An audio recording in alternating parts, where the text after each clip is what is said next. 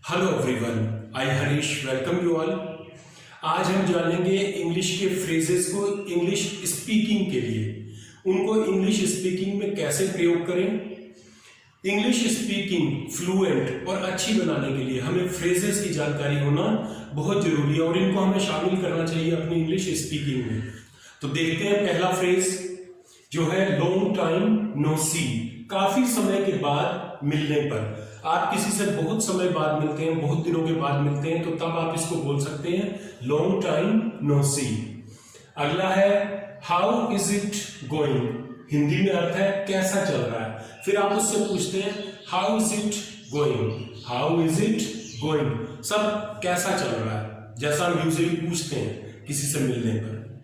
Next phrase for you. Hindi में इसका अर्थ है तुम्हारे लिए। आपने किसी को कोई गिफ्ट दिया और वो पूछ रहा है ये किस लिए है, ये किसके लिए है, तो आप कहते हैं फॉर यू, ये तुम्हारे लिए है, ये आपके लिए है।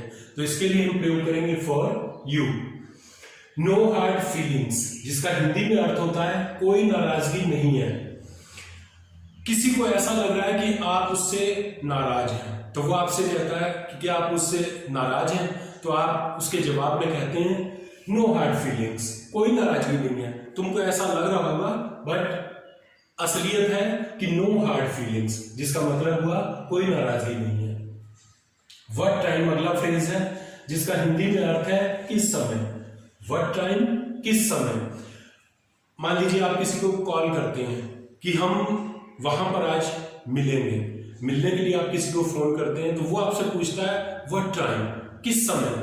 व्हाट टाइम, किस समय। आपसे भी अगर कोई ऐसी कॉल करता है, किसी को मिलने की रिक्वेस्ट करता है, तो आप उसको बोलेंगे व्हाट टाइम, किस समय।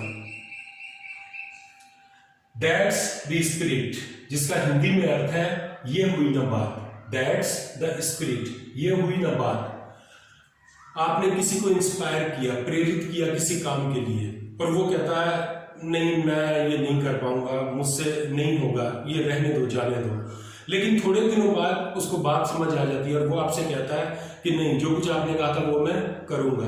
तो आप क्या कहते हैं? आप कहते हैं दैट्स द स्पिरिट, ये हुई ना बात। ये हम हिंदी में भी बोलते हैं ये हुई ना बात, तो इसको इंग्लिश में कहेंगे that's the spirit. Anything else, जिसका हिंदी में अर्थ है और कुछ, यानी किसी ने कुछ लिया और आप उसको बोलते हैं और कुछ, यानी और जरूरत है। आप मार्केट में अपने परिवार के साथ गए, आपने काफी सामान लिया और चलते समय आप अपने परिवार से पूछते हैं एनीथिंग एल्स, और कुछ, यानी कि आपको कुछ और चाहिए, कोई और सामान खरीदना है। Thank you so much, thank you so much, आपका बहुत बहुत धन्यवाद। थैंक यू हमने सुना हुआ है, लेकिन यहां पर लिखा है थैंक यू सो मच, तो यहां पर इसका अर्थ हो गया आपका बहुत बहुत धन्यवाद। आपने किसी को किसी काम के लिए बोला, उसने आपका काम किया, या आप पर किसी ने कोई फेवर किया, एहसान किया, तो आप उसके बदले में उसे क्या कहते हैं? थैंक यू सो मच, यानी आपका बहुत बहुत धन्यवाद। नेक्स्ट फ्रेज है जस्ट कमिंग।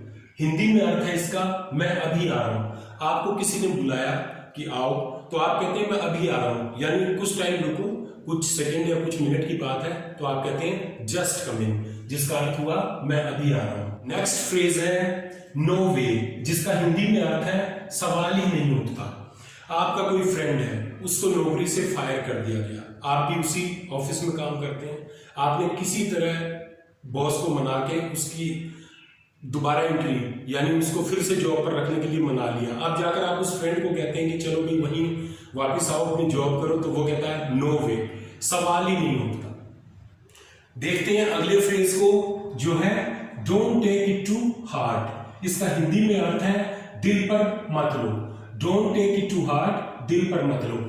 आपने अपने किसी फ्रेंड को कोई बात कही और आपको लगा कि ये बुरा मान गया, तो आप बोल सकते हैं don't take it to heart, इसको दिल पर मत लो। आर यू किडिंग मी, जिसका हिंदी में अर्थ है क्या तुम मजाक कर रहे हो। आपका फ्रेंड आकर आपसे बोलता है मैं यूरोप टूर पे जा रहा हूं, तो आपको लगता है ये झूठ बोल रहा है, ये मेरे से मजाक कर रहा है, तो आप बोल सकते हैं आर यू किडिंग मी, क्या तुम मजाक कर रहे हो। नेवर माइंड, जिसका हिंदी में अर्थ है कोई बात नहीं। नेवर माइंड, कोई बात नहीं। आपने किसी को किसी काम के लिए बोला और वो आपका काम नहीं कर पाया, तो वो आप कहता है सॉरी, उसने आपको कहा सॉरी, तो आप कहते हैं नेवर माइंड, कोई बात नहीं हुआ कोई बात नहीं, नेवर माइंड कोई बात नहीं। गिव मी अ हैंड, मेरी मदद करो, गिव मी अ हैंड अगला फ्रेज है और इसका हिंदी अर्थ है मेरी मदद करो। कोई अगर आपसे मदद मांग रहा है तो वो आपको बोल सकता है गिव मी अ हैंड, या आपको किसी से मदद की जरूरत है तो आप कह सकते हैं गिव मी अ हैंड, यानी मेरी मदद करो। हाउ डज इट साउंड, जिसका हिंदी में अर्थ है ये कैसा रहेगा। अगर आप एक प्रॉपर्टी लेने के मूड में हैं और परिवार वालों के साथ आप ले जाकर उनको एक प्रॉपर्टी दिखाते हैं जो आपने चूज की है, जो आपने पसंद की है, तो आप क्या कहेंगे, हाउ डज इट साउंड, ये कैसा रहेगा। नेक्स्ट फ्रेज है दैट साउंड्स ग्रेट, ये हम कब बोलते हैं, कुछ पसंद आने पर, कोई चीज पसंद आ जाने पर हम बोलते हैं दैट साउंड्स ग्रेट। ये पिछले फ्रेज का हमें आंसर यहीं पर मिल गया। हाउ डज इट साउंड, ये कैसा रहेगा, दैट साउंड्स ग्रेट, यानी ये हमें पसंद है, ये पसंद आ गया, that sounds great. Next phrase है आफ्टर यू, जिसका हिंदी में अर्थ है पहले आप।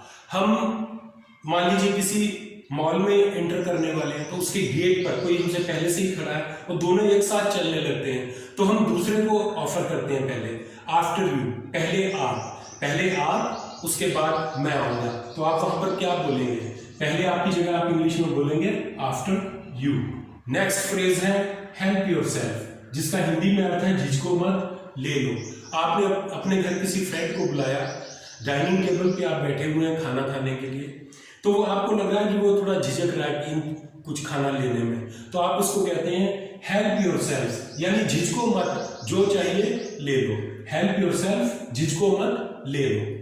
टेक केयर है अगला फ्रेज, जिसका हिंदी में अर्थ होता है अपना ख्याल रखना। जब हम किसी अपने नियर या डियर से विदा लेते हैं, मिलने के बाद विदा लेते हैं, तो हम इस फ्रेज को इस्तेमाल करते हैं और हम कहते हैं टेक केयर, यानी अपना ख्याल रखना। जब हम किसी से फोन पे बात करते हैं तो फोन रखने से पहले भी हम इस फ्रेज को इस्तेमाल करते हैं, टेक केयर, अपना ख्याल रखना। अब आज का लास्ट फ्रेज है सी यू लेटर, जिसका हिंदी में अर्थ है बाद में मिलता हूं। आप किसी से जब विदा लेते हैं, मान लीजिए सुबह आप उससे मिल रहे हैं, थोड़ी देर बाद या कल आपको उससे फिर मिलना है, तो आप उसको क्या कहेंगे, सी यू लेटर, बाद में मिलता हूं। इन फ्रेजेस की प्रैक्टिस कीजिए, बार बार प्रैक्टिस कीजिए और इनको शामिल कीजिए अपनी डेली इंग्लिश स्पीकिंग में। आप देखेंगे थोड़े दिनों में आपकी इंग्लिश बहुत इंप्रूव हो जाएगी। आई होप ये जानकारी आपको पसंद आई होगी। पसंद आई हो तो इस वीडियो को लाइक कीजिए, इस चैनल को सब्सक्राइब कीजिए और इस चैनल की सारी वीडियोस को शेयर कीजिए अपने फ्रेंड्स और रिलेटिव्स के साथ।